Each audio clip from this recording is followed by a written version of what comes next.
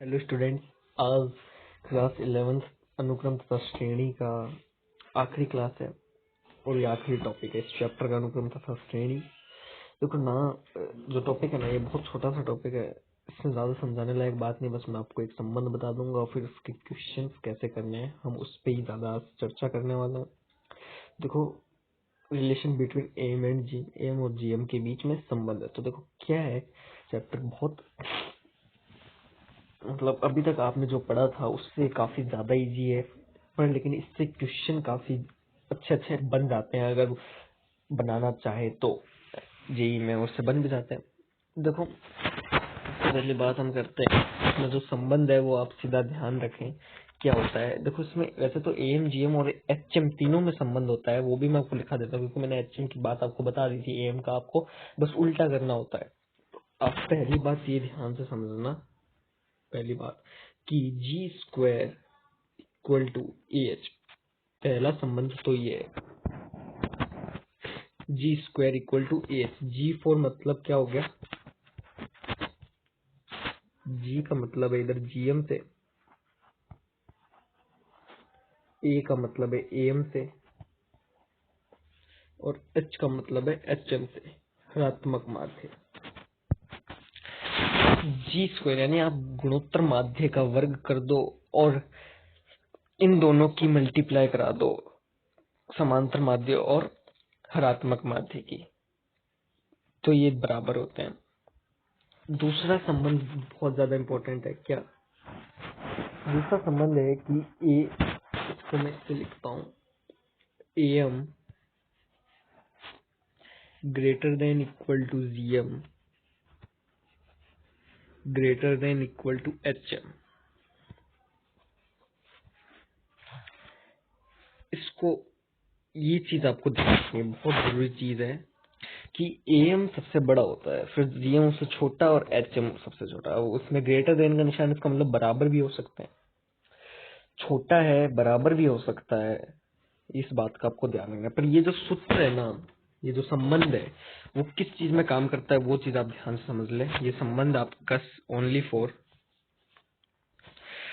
क्या है, positive numbers के लिए, पॉजिटिव नंबर्स के लिए। इस बात के लिए, इस बात का आप एकदम अच्छी तरह से ध्यान रख लेना कि पॉजिटिव नंबर्स के लिए ये रिलेशन काम करेगा, अन्यथा नहीं करेगा। तो बस टॉपिक की बात खत्म हो गई, अब चलते हैं सीधा इसके क्वेश्चंस की तरफ। क्वेश्चंस देखो क्या है, इसमें जितने भी क्वेश्चंस आएंगे ना वो असमीका, मतलब उसका हल लगभग असमीका के रूप में आता है, तो इस बात का आप ध्यान रखना। असमीका क्या होता है वो मैं आपको बताऊंगा, क्योंकि अब जो नेक्स्ट चैप्टर है हम असमीका के ऊपर ही करने वाले हैं। आपका शायद एनसीईआरटी का 6 चैप्टर होना चाहिए, तो असमीका हम करेंगे। तो अब देखो, पहला क्वेश्चन है इधर कि यदि यदि x is greater than equal to 0, तो तो 1 plus X is great 1 plus X is greater than equal to 2 root X. 2 root X यदि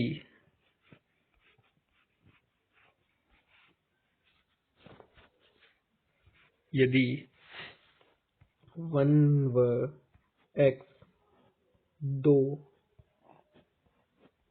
संख्या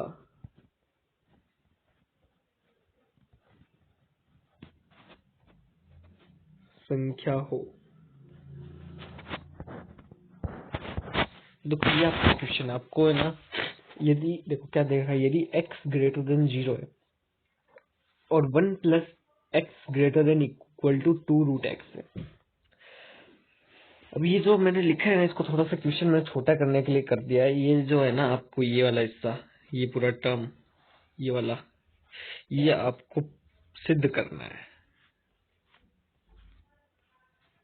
सिद्ध करना है।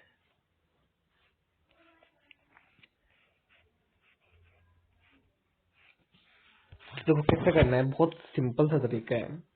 देखो एक और x दो अगर संख्याएं हैं तो अभी हमने ऊपर एक रिलेशन देखा, उस रिलेशन से हो जाएगा क्या कि am is greater than equal to gm। यही बात लगभग चलेगी इस पूरे मतलब टॉपिक पे। am is greater than equal to gm one.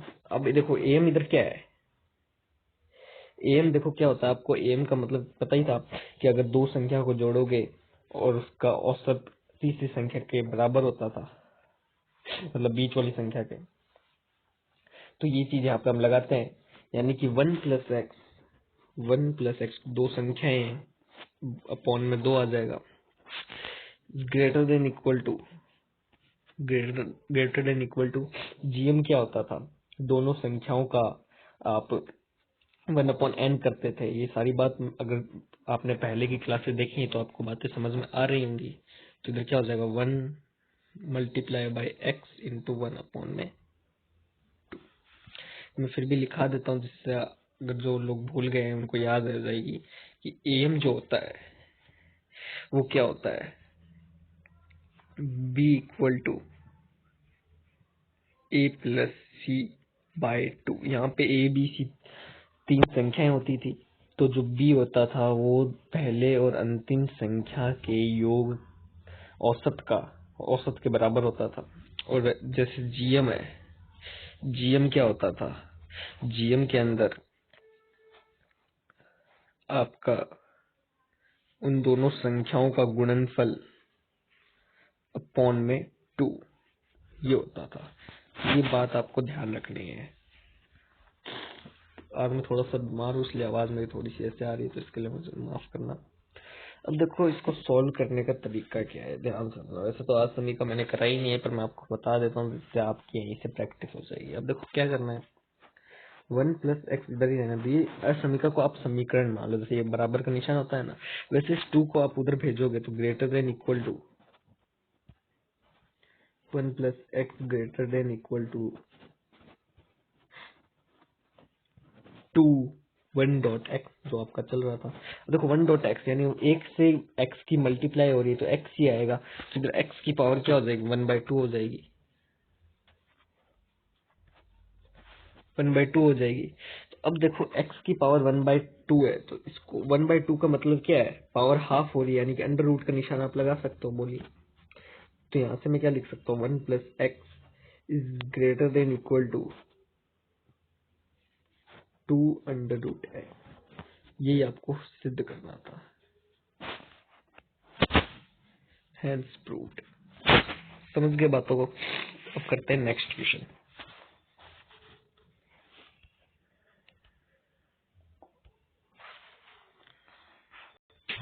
देखो नेक्स्ट क्वेश्चन क्या है,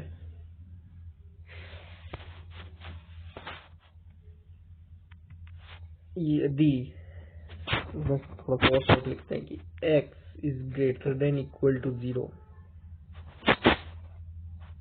x is greater than equal to 0, तो सिद्ध क्या करना है आपको ध्यान से समझना।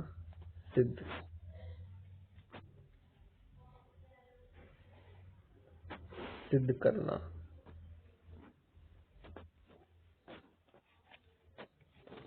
तो देखो आपको सिद्ध करना है कि x + 1/x is greater than equal to 2। तो देखो x + 1/x is greater than equal to 2। इस बार जो हमारी संख्या है वो क्या है, x + 1/x है, सॉरी x और 1/x। संख्या हमारी क्या है, x और 1/x। तो अब आप जानते हैं कि am is greater than equal to gm। तो x + 1/x by 2 is greater than equal to x dot 1/x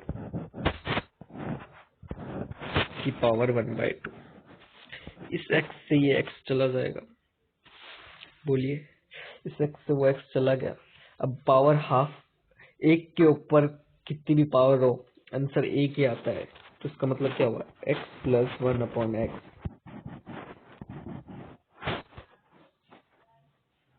is greater than equal to 2। ये बात मैंने एक क्वेश्चन सॉल्व कराने के लिए मैंने आपको ये बात बताई थी, और ये बात सही भी है कि आप किसी संख्याओं को, उस संख्या को उसका इन्वर्स करके जोड़ोगे तो वो हमेशा 2 या 2 से बड़े ही आता है। समझ गए बातों को? तो ये हमने सिद्ध कर दिया।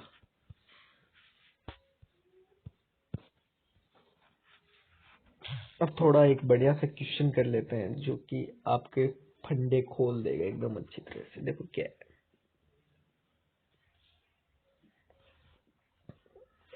क्वेश्चन है, तो बहुत बढ़िया क्वेश्चन है, ध्यान से समझना क्या है। यदि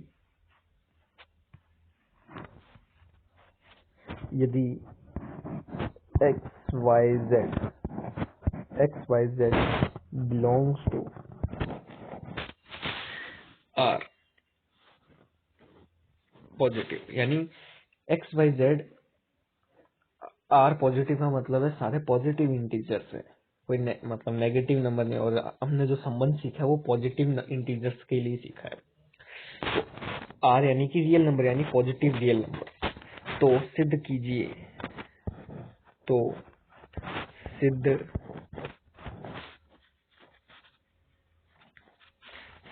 करें,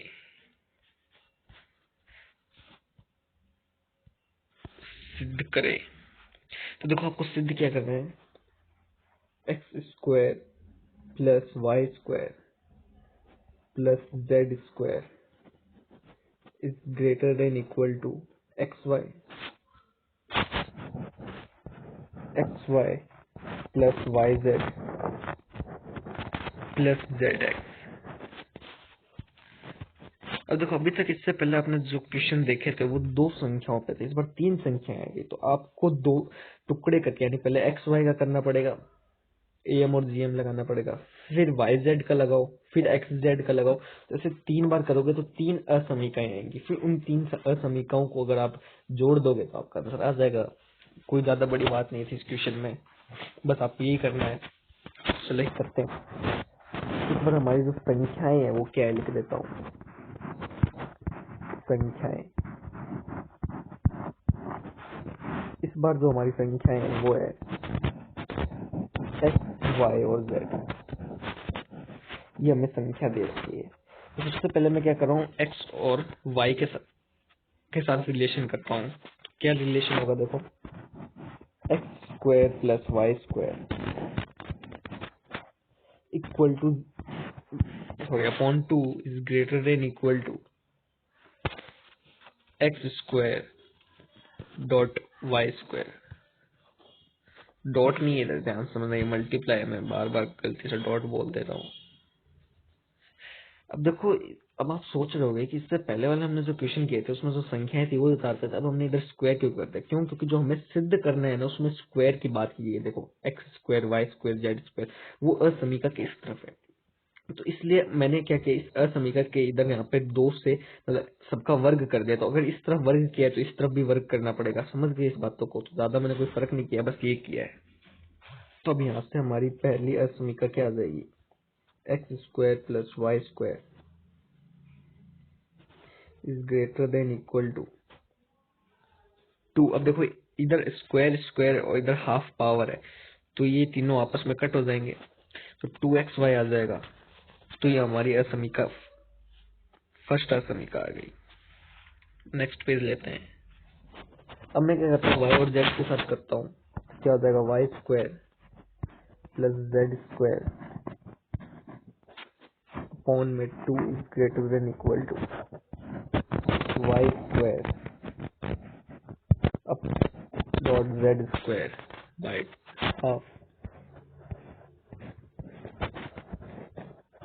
तो देखो ये पावर फिर से कट हो जाएगी और यहाँ से क्या आ जाएगा, y square plus z square is greater than equal to 2yz। देखो x के साथ, तो x के साथ भी यही होगा, तो मैं सीधे ही लिख देता हूँ, भले आप एक बार चेक कर लेना, यही आएगा। देखो x के साथ भी तो मैं सीधे लिख देता हूँ x square plus z square is greater than equal to 2zx। ये तीन समीकरण आ गई। अब मैं क्या करता हूँ, इन तीनों को आपस में जोड़ देता हूँ, यानी कि 1 प्लस 2 प्लस 3। देखो क्या आएगा, x square plus y square plus z square दो बार आ रहा है। तो एक काम करते हैं, मैं लिख ही देता हूँ। सबसे पहले हमने क्या किया था, एक्स स्क्वायर और जेड वाई स्क्वायर के साथ किया था, तो x square plus y square plus z square plus x square plus z square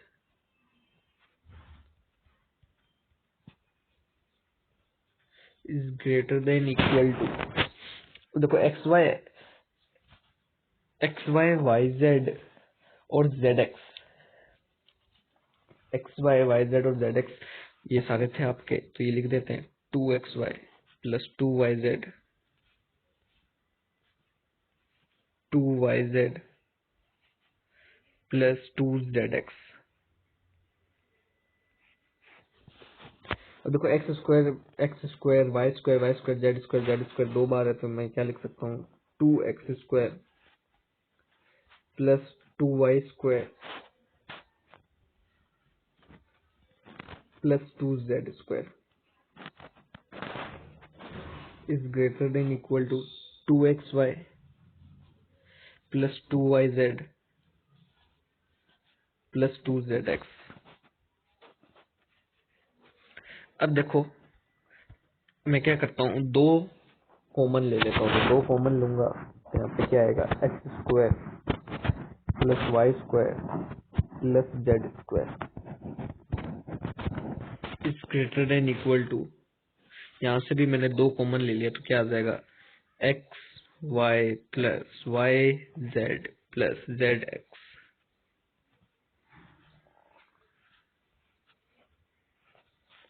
इस 2 से ये 2 कर दो हो जाएगा, तो आपका आंसर क्या आ जाएगा, x square plus y square plus z square is greater than equal to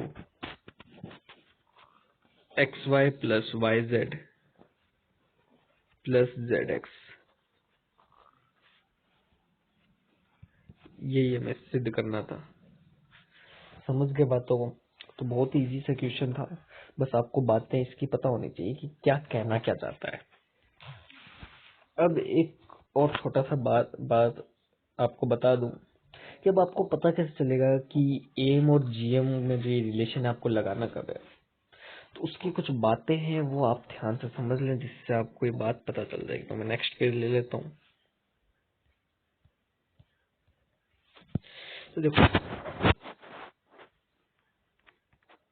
M is greater than equal to GM कब लगाना है, वो मैं आपको बता देता हूँ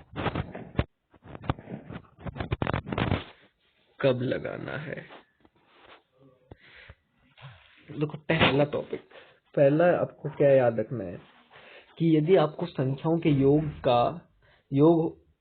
दिया हो तथा गुणन का अधिकतम मान पूछे, यानी कि संख्याओं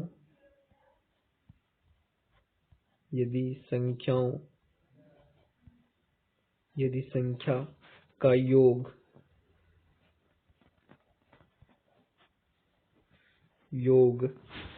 दिया हो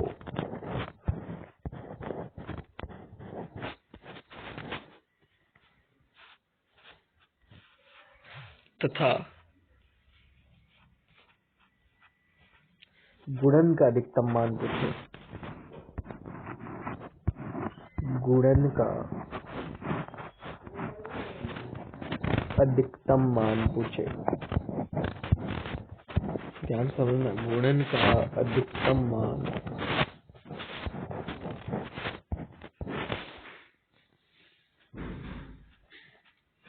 पूछे, तब आपको ये लगा देना है। पहली बात तो ये हो गई। सेकंड सेकंड बात ये है, गुणन दिया हो, गुणन दिया हो, योग का न्यूनतम मान, इस बार ध्यान समझना, योग पहले गुणन दिया रहेगा और आपसे योग का न्यूनतम मान पूछेगा।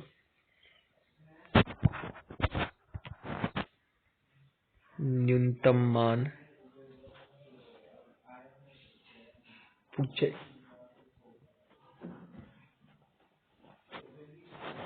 तब आपको am greater than gm, am greater than equal to gm लगाना है। ठीक है, तो ये दो बातें, वैसे तो तीसरी बात भी है पर लेकिन चलो मैं लिखा ही देता हूँ आपको। मैं इसलिए नहीं लिखा रहा था क्योंकि मैंने इसके बारे में भी आपको ढंग से समझाया नहीं, तो इसलिए मैंने नहीं लिखा था। तो यदि आपको प्रश्न इस फॉर्म में होते हो, यदि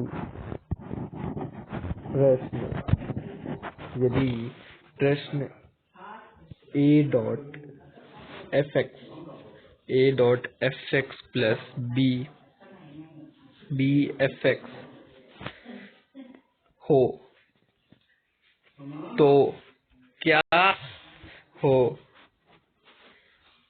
तो आपको am एंड gm लगाना है। तो बढ़ते हैं इस क्वेश्चन की तरफ। तो हमारे पास पहला क्वेश्चन है कि यदि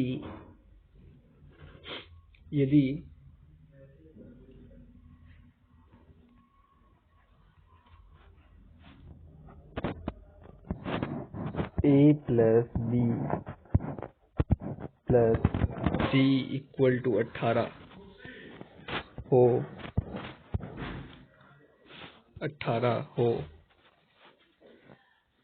तो 18 हो तो ABC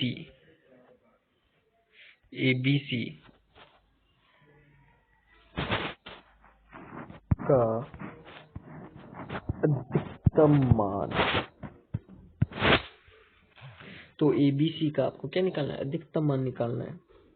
यही मैंने आपको बात लिखाई थी, आप सिर्फ योग दे देगा और गुणन का अधिकतम मान पूछेगा। अधिकतम मान बताओ।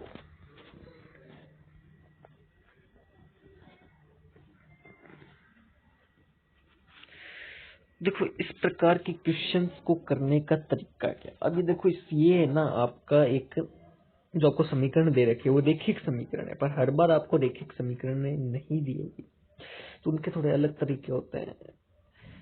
तो देखो कैसे करना है।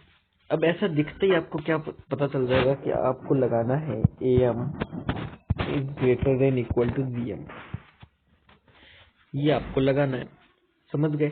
तो अब मैं क्या करता हूँ, a plus b plus C by 3, यही होता है हमारा सूत्र, is greater than equal to क्या हो जाएगा, ए बी सी की पावर 1/3।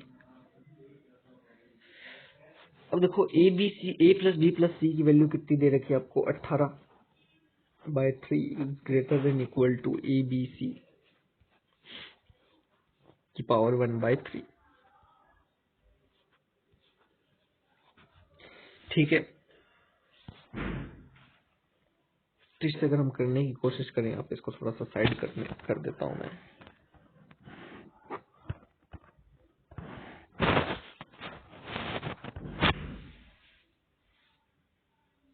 देखो 3 से कट हो जाएगा, तो यहाँ पे क्या आएगा, 6 is greater than equal to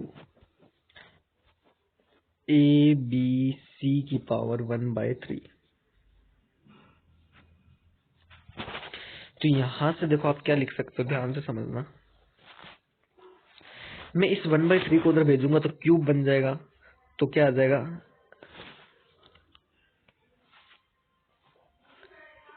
a b c is greater then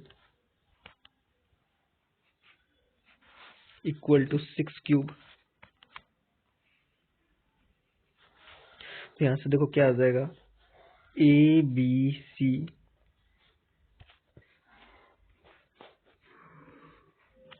अधिकतम मान कितना आ जाएगा, 216 के बराबर, या 216 के छोटा हो सकता है तो बराबर हम मान सकते हैं। तो हम यहाँ से अधिकतम मान की वैल्यू क्या लिख सकते हैं, a b c greater equal to 216। तो ये आपका क्वेश्चन यहाँ पे समाप्त होता है। मुझे उम्मीद होगी कि आपको ये क्लास एकदम अच्छी तरह से समझ में आई होगी, आज का ये जो टॉपिक है, और आपका ये चैप्टर यहाँ पे समाप्त होता है। फिर हम मिलेंगे नेक्स्ट चैप्टर में आपके साथ। आज के लिए बस इतना ही। Thank you.